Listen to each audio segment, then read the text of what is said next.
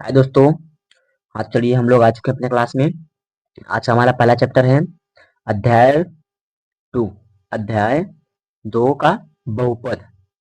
हमारे चैप्टर क्या नाम है? बहुपद। अब बहुपद हमारे कितने प्रकार के होते हैं पहले हमें जान लेते हैं। बहुपद हमारे 4 प्रकार के होते हैं। कौन कौन से? रैखिक बहुपद, द्विघात बहुपद, त्रिघात बहुपद और चतुर्घात बहुपद। रैखिक बहुपद, द्विघात बहुपद, त्रिघात बहुपद और चतुर्घात बहुपद। तो मान लीजिए कि आपके पेपर में पूछ लिया गया कि बहुपद होता क्या है, तो पहले हम लोग बहुपद को समझ लेते हैं। उसके बाद रैखिक को समझेंगे, फिर द्विघात को, फिर त्रिघात, फिर चतुर्घात को। हमें एक बारी बारी करके हम चारों को अच्छे तरीके से समझेंगे। चलिए पहले हम बहुपद को समझते हैं। देखिए, बहुपद को हम समझते हैं। बहुपद क्या होता है? ऐसे बीजीय व्यंजक, ऐसे बीजीय व्यंजक जिनमें चर राशियां केवल, जिनमें चर चर राशियां केवल, चर का मतलब क्या होता है आप लोग जानते हैं? चलिए बताऊंगा अभी आगे। चर राशियां केवल ऋणोत्तर पूर्णांक, ऋणोत्तर पूर्णांक, ऋणोत्तर पूर्णांक को दो नाम से जाना जाता है। ऋणोत्तर पूर्णांक या पूर्ण संख्या भी कह सकते हैं। ऋणोत्तर पूर्णांक ब्रैकेट में धनात्मक तथा धनात्मक तथा शून्य, धनात्मक तथा शून्य घात के रूप में हो, बहुपद कहलाते हैं। समझ में आया? ऐसे बीजीय व्यंजक जिनमें चर राशियां केवल ऋणोत्तर पूर्णांक ब्रैकेट में धनात्मक तथा शून्य घात के रूप में हो, मतलब कि घात के रूप में हो, उन्हें ही हम बहुपद कहते हैं, आप बहुपद कहलाते हैं। राइट? जैसे मान लीजिए आप लोगों को मैं दे दे रहा हूं एक्स पे घाते 2, एक्स पे घाते 2 प्लस एक्स प्लस 2। ये क्या रहा? हमारा बहुपद। क्या रहा? ये क्या रहा? बहुपद रहा हमारा। और कुछ भी लिख सकते हैं, एक्स पे घाते एक्स प्लस 2, यह भी बहुपद। राइट? अब हम इसमें समझेंगे। अब जो हमारा दिया है 4, ये जो 4 दिया है बहुपद, तो आप समझ सके हैं बहुपद होता क्या है, बहुपद हम किसे कहते हैं। राइट?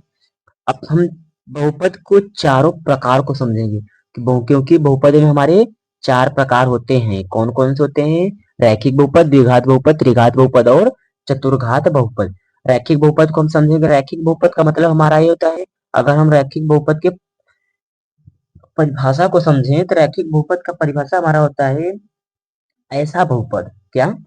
ऐसा बहुपद जिनमें जिनमें चरों चर राशियां, जिनमें चर राशियां की अधिकतम घात, जिनमें चर राशियों की अधिकतम घात एक हो।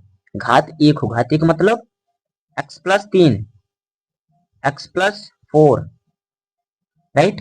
यहाँ पे घात एक है, हमेशा घात एक रहता है और गुणांक भी एक रहता है, पर लिखा नहीं जाता है। इसका मतलब x+3, x+5 ये हमारा रैखिक बहुपद है। अब रैखिक बहुपद आप लोग समझ गए। अब रैखिक बहुपद का एक बार आप लोगों को और फिर से बता दे रहा हूँ, परिभाषा होता क्या है। ऐसे बहुपद, ऐसे बहुपद जिनमें चर राशियां की अधिकतम घात, जिनमें चर राशियों का अधिकतम घात एक हो, रैखिक बहुपद कहलाते हैं। जैसे मैंने बता दिया आपको x+3 या x+5, ऐसे भी लिखा जा सकता है 3x+5। राइट? ये भी लिखा हो सकता है, इसमें कोई कंफ्यूजन होने की जरूरत नहीं है। अब हम चलते हैं द्विघात बहुपद पे। द्विघात बहुपद हमारा क्या कहता है?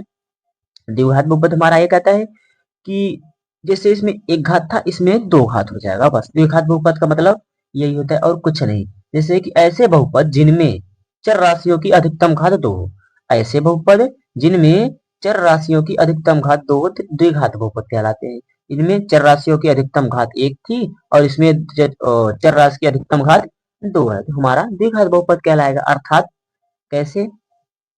2x² plus x plus 3। Right? और 2x² प्लस 3 ये भी लिख सकते हैं, ये भी लिख सकते हैं। और हम ये भी लिख सकते हैं, 4 लिख दो यार, बार बार 4 दो अच्छा नहीं लगा। 4x² और प्लस एक्स ये भी लिख सकते हैं। यानी कि घात 2 होना चाहिए बस। घात 2 है तो हमारा द्विघात बहुपद है। राइट? अब हम चलते हैं त्रिघात बहुपद पर। त्रिघात बहुपद हमारा क्या कहता है, त्रिघात बहुपद में भी सिर्फ यही हमारा नियम है। ऐसे बहुपद जिनमें चर राशियों की अधिकतम घात 3 हो त्रिघात बहुपद कहलाते हैं। ऐसे घात ऐसे बहुपद जिनमें चर राशियों की अधिकतम घात 3 हो हमारे त्रिघात बहुपद कहलाते हैं। अर्थात कैसे, 3x³ plus 3x² plus 4x+4 हो गया ये हमारा त्रिघात बहुपद। क्यों त्रिघात बहुपद, क्योंकि 3 घात है इसलिए त्रिघात बहुपद। इसे हम ऐसे भी लिख सकते हैं 4x³ प्लस 2x, बस इतना भी लिख सकते हैं। घात अगर 3 है, पहली घात सबसे बड़ी घात जो होती है हमारी, अगर 3 है, सबसे बड़ा चर जो है, चर शब्द अगर वो 3 घात में 3 है तो हमारा त्रिघात बहुपद, राइट। अब हम चलते हैं चतुर्थ घात पे। चतुर्घात क्या होता है हमारा, जैसे कि त्रिघात बहुपद, द्विघात बहुपद, रैखिक बहुपद बताया, सेम वही प्रकार से हमारा चतुर्घात भी होगा। ऐसे बहुपद जिनमें चर राशियों की अधिकतम घात 4 हो, ऐसे बहुपद जिनमें चर राशियों की अधिकतम घात 4 हो चतुर्घात बहुपद कहलाता है। अर्थात x⁴ अगर 3 के ऊपर जाएगा घात आपका तो उसे हम क्या बोलते हैं, टू दी पावर। क्या बोलते हैं, टू दी पावर। स्क्वायर रहेगा तो स्क्वायर बोलेंगे, 2 घात रहेगा तो स्क्वायर बोलते हैं, 3 घात रहेगा तो क्यूब बोलते हैं, और 4 घात आ जाएगा तो x⁴, x⁵, x⁶, x⁴ right.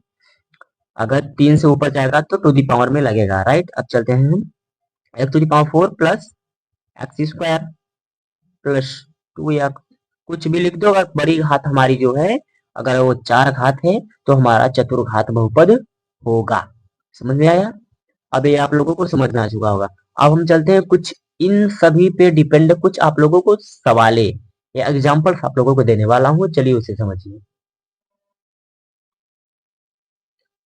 ये रही सवाल, हमने पहले से लिख रखा है। चलिए अब हम समझते हैं सवाल हमारी क्या है। प्रश्न 1, निम्नलिखित दिए गए बहुपदों निम्नलिखित दिए गए बहुपदों के प्रकारों को लिखिए। घात के आधार पर, घात के आधार पर लिखना है हमें। घात के आधार पर, घात के आधार का मतलब, एक लाइन खींच लेते हैं, क्लियर है। चलिए, अब घात के आधार का मतलब कि घात जैसे जितना बड़ा बड़ा है उससे छोटा, उससे छोटा, उससे छोटा करते हुए चले जाना हमें। घात का आधार का मतलब यही होता है। जैसे 2x² है, 2x² लिख दो, 3x, फिर 5। देखो, ये 2 घात है, ये 1 घात है, इसमें एक भी घात नहीं है, इसमें एक भी घात नहीं है। ये 2 1 घात है, पहले इसको लिखेंगे। इसमें 2 घात था, सबसे पहले इसे लिखे, फिर 1 घात है तो इसे लिखेंगे। क्या लिखेंगे, 3x प्लस, इसमें एक भी घात नहीं, फिर 5, राइट। अब दूसरा क्या है हमारा, 3x³ तो लिख देंगे 3x और 3y³, 3y³। इसके बाद स्क्वायर इस तरफ दिया है और एक घात वाला इस तरफ दिया है, पहले हम स्क्वायर को रखेंगे फिर एक घात वाले को रखेंगे। समझ में आया, प्लस है, चिन्ह भी देखते हैं, फिर प्लस चिन्ह रख दिए, फिर 5y² है तो 5y² रखो, 5y², फिर माइनस है तो माइनस रखो, 6y है तो 6y रखो। समझ में आया, इस प्रकार हमें इसे भी करना है। ये क्या है, 7y+9 है, इसमें तो पहले से ये एक घात है, ये एक भी घात नहीं, इसमें तो 2 ही है तो 2 को देख के कर देना है, 7y या 7y+9, राइट। इसमें बड़ा घात सबसे इस तरफ कर दिया, पहले इसको लिखना है हमें, प्लस में है तो रख देते हैं। प्लस तो लिखा नहीं जाता क्योंकि जो जस्ट आगे होता है तो उसे आगे जो होता है उसमें प्लस चिन्ह नहीं रखा जाता, क्योंकि प्लस पहले से ही होता है। अगर प्लस है तो उसे रखा भी नहीं जाएगा। तो ये प्लस चिन्ह था, 8 था, 8 रख दिया। अगर माइनस रहेगा तो माइनस रखेंगे, लेकिन प्लस रहेगा तो प्लस नहीं रखेंगे। 8z⁴, फिर इसे रखेंगे क्योंकि इससे छोटा ये है तब ये है, इसे रखेंगे। क्या है ये, प्लस 4z, फिर प्लस 3। समझ में आया। अब इसे भी स्क्वायर पहले है तो इसे रखो, √3। अंडर रूट से घबराना नहीं, हमें सिर्फ घात को देखना है। घात बराबर है, घात को हमें बराबर नियम से उतार देना है जो कह रहा है घात के आधार पर। सुनिए, y² है तो y² रखो। ये 2 घात था, इसमें एक घात है तो एक घात को इस तरफ रखा है तो एक घात को हमें इस तरफ रखना है। माइनस चिन्ह है तो माइनस रख देना, चिन्ह को भी देख कर रखना है। 3/4 y +7 है तो +7। समझ में आया? अब ये वाली सवाल हमारी क्या है, लास्ट वाली, 3 - 2x³, 3 - √2x³ plus 2/7 2/7x minus 4x²। तो ये 3 घात है, पहले इसे लिखेंगे, फिर इसे लिखेंगे, फिर इसे लिखेंगे, तब इसे लिखेंगे। समझ में आया? हमको घात के नियम के अनुसार लिखना है, घात सबसे बड़ा, फिर उससे छोटा, उससे छोटा, उससे छोटा, उससे छोटा। समझ में आया? तो क्या है हमारा √2, चिन्ह क्या है इसका, माइनस, इसका चिन्ह ये होता है, इसका चिन्ह आगे होता है, इसका चिन्ह क्या है, माइनस, तो माइनस रखेंगे क्योंकि आगे है, आगे अगर माइनस रहेगा तो माइनस रखा जाएगा, प्लस रहेगा तो नहीं रखा जाएगा।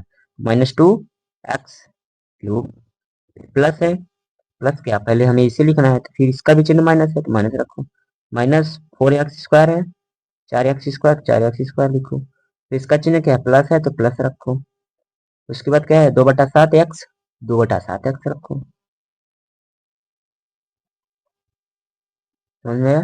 सॉरी यार, ऊपर लिखना चाहिए था, चलिए कोई दिक्कत नहीं। 2/7x, उसके बाद माइनस और +3 है क्योंकि इसका चिन्ह इस तरफ होता है, +3 तो प्लस चिन्ह रख दो, +3 हो गया हमारा समीकरण समाप्त। सवाल हमारा हल हो चुका। इसमें कोई टेंशन नहीं। अब अगर आप लोगों को इसमें से जितने भी प्रश्नावली करके हैं सवाल या प्रश्न, अगर आप लोगों को सारे प्रश्न पढ़ने हैं तो मेरे अगले वीडियो में डाल दिया है, अब आप लोग अगले वीडियो में जाकर देख सकते हैं। अगर आप लोग चैनल पर नए हो तो सब्सक्राइब जरूर कर देना। धन्यवाद।